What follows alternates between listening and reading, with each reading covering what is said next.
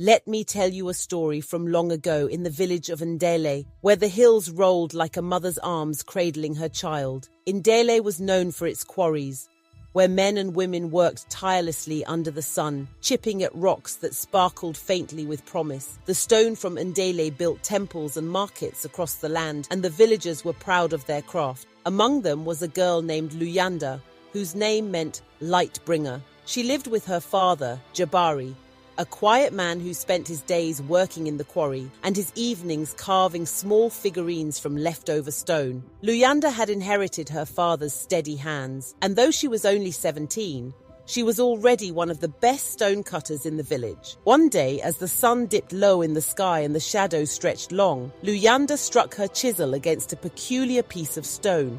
It was smooth, darker than the others, with a faint shimmer that seemed to move under the surface like ripples in water. The moment her chisel touched it, a sharp sound filled the air, like the cry of a bird no one had ever heard before. She stopped, startled. The other workers turned to look. "Luyanda," her father said, his voice tinged with caution. "Leave that stone alone. It looks like the kind that carries misfortune." But Luyanda couldn't help herself. There was something about the stone. It seemed alive, almost calling to her. She ignored her father's warning and wrapped it carefully in a cloth, taking it home. That night, under the soft glow of the moon, Luyanda sat outside their small mud brick house and studied the stone. When she placed her hand on it, a strange warmth spread through her palm, and her vision blurred for a moment. Then she saw something. It was a woman, Auntie Kwesi, the village baker, arguing with someone in the shadows. The voice of the other person was unclear, but the scene felt real, as if it were happening right in front of her. Next day, as Luyanda walked to the well, she overheard whispers. Auntie Kwesi had been accused of stealing flour from the miller, and she had denied it fiercely. Luyanda froze. The argument she had seen in the stone, was it real? Curiosity gnawed at her. That evening, she touched the stone again, and once more her vision blurred. This time she saw a young boy from the village hiding a pouch of coins under a baobab tree. The boy was Malusi, known for his mischief but never for theft. The next morning, word spread like wildfire.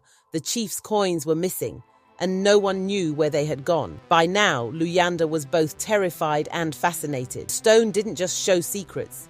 It revealed the things people hid deep within their hearts. She decided to confide in her father. When she told him everything, Jabari's face grew dark. "This is no ordinary stone, Luyanda," he said. "Such things come with a heavy price. You must return it to the earth." But Luyanda hesitated. The stone's power could help the village, couldn't it? It could expose liars, thieves, and wrongdoers. Surely, that was a good thing. Word spread about Luyanda's discovery, though she hadn't told anyone else. Perhaps someone had seen her staring too long at the stone, or maybe the whispers had started simply because secrets have a way of escaping. Soon people began to approach her. "Luyanda," said Auntie Kwesi, "can the stone show me who is spreading lies about me?" "Luyanda," begged Malusi, "did the stone see where I hid my brother's slingshot? He will beat me if I don't find it." At first, Luyanda resisted, but the pressure became too much. She began to use the stone to help people, revealing truths no one else could see. The villagers began to treat her differently, some with awe, others with fear. But not all secrets are meant to be known. One day, the chief himself came to her. He was a tall, imposing man with a voice that could silence a crowd. He placed a heavy hand on her shoulder and said, "Luyanda, the stone must tell me something. There are rumors that someone in the council is plotting against me. I must know who it is." Luyanda hesitated. Her father's warnings echoed in her mind, but she could not refuse the chief. That evening, she placed her hand on the stone once more. This time, the vision was darker than before. She saw the chief himself, late at night, sneaking into the sacred grove where only the elders were allowed. He was digging a hole and burying something shiny, a small golden idol that had gone missing years ago. Luyanda's heart pounded.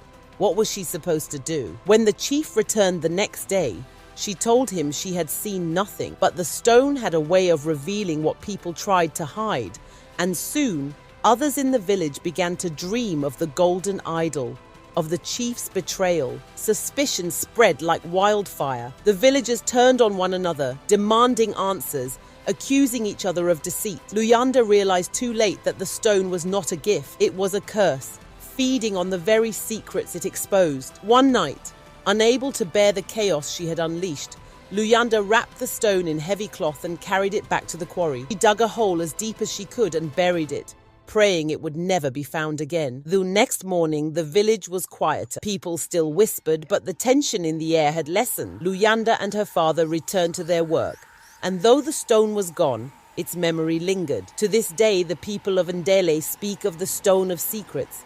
Some say it still lies buried in the quarry, waiting for the next curious hand to unearth it. Others believe it was swallowed by the earth, never to be seen again. And as for Luyanda, she learned that not all truths are meant to be known, for some secrets are the threads that hold us together, fragile though they may be.